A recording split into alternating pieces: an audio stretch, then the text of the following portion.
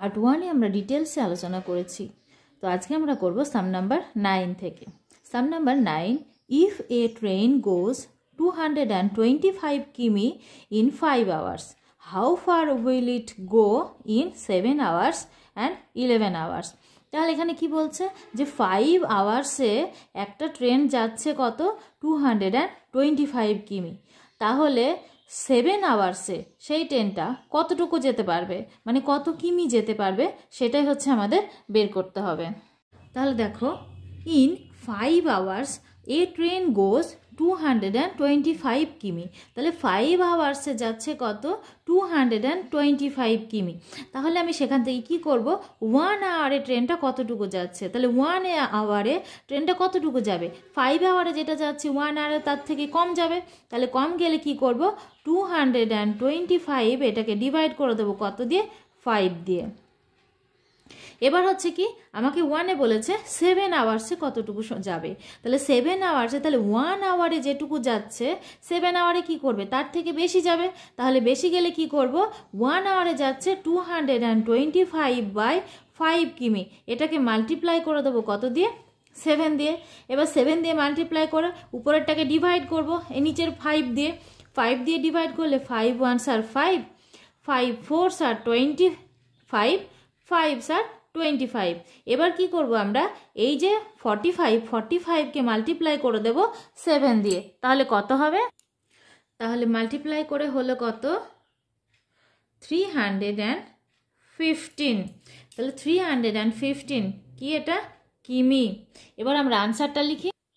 তাহলে আনসারটা কি হলো, দ্য ট্রেন উইল গো 315 কিমি ইন 7 আওয়ার্স। নেক্সট 2তে কি বলেছে, তাহলে 11 আওয়ার্সে ট্রেনটা কতটুকু যেতে পারবে, কত কিমি যেতে পারবে। নাম্বার 2তে কি বলেছে যে 5 আওয়ার্সে যাচ্ছে 225 কিমি, তাহলে 11 আওয়ার্সে ট্রেনটা কত কিমি যাবে। তাহলে 5 আওয়ার্সে যেটা যাচ্ছে 1 আওয়ার্সে তাহলে কত যাবে, সেম 2 to 5/5।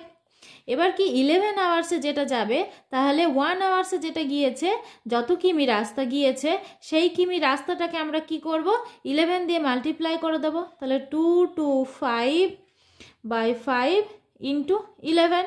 এবার 5 দিয়ে ডিভাইড করি, 5 1s are 5, 5 4s are 25, 5s are 25। এবার কি 45কে মাল্টিপ্লাই করে দেবো কত দিয়ে, 11 দিয়ে, তাহলে কত হবে 495 কিমি। 11 আওয়ার্সে গেল 495 কিমি। এবার কি আমরা আনসারটা লিখে নিই। তাহলে আনসারটা কি হলো, দ্য ট্রেন উইল গো 495 কিমি in 11 hours. Next sum number 11, the length of 28 pipes when placed end to end extend to 14 meters. How far will 85 pipes and 46 pipes extend to? বলেছে যদি 28টা পাইপস একটার পর একটা পাশাপাশি রেখে দেওয়া হয়, তাহলে সেটা হচ্ছে কি 14 মিটার লম্বা হয়ে যাবে। তাহলে যদি আমি 88টা পাইপ রাখি, তাহলে সেটা কত মিটার হবে, সেটাই হচ্ছে আমাদের।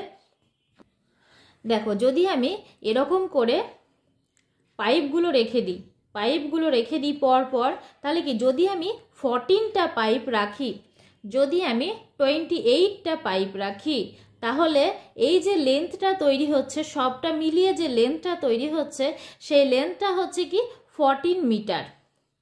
এবার যদি বলেছে কি, যদি 88টা পাইপ আমি এইরকমভাবে রেখে দিই, পর রেখে দিই, তাহলে যে লেন্থটা হবে, এই যে লেন্থটা হবে, সেটা কত মিটার, সেটাই হচ্ছে আমাদের কোশ্চেন।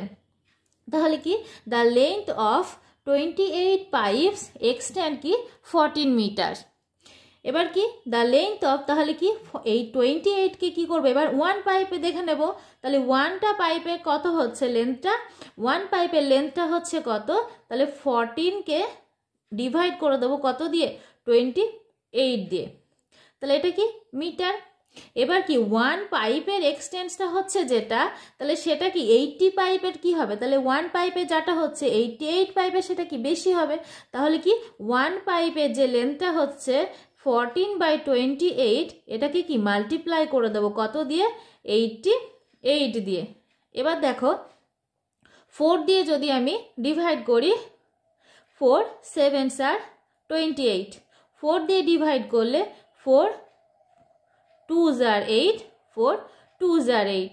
এইবার 7 দিয়ে ডিভাইড করি, 7 1s are 7, 7 2s are 14।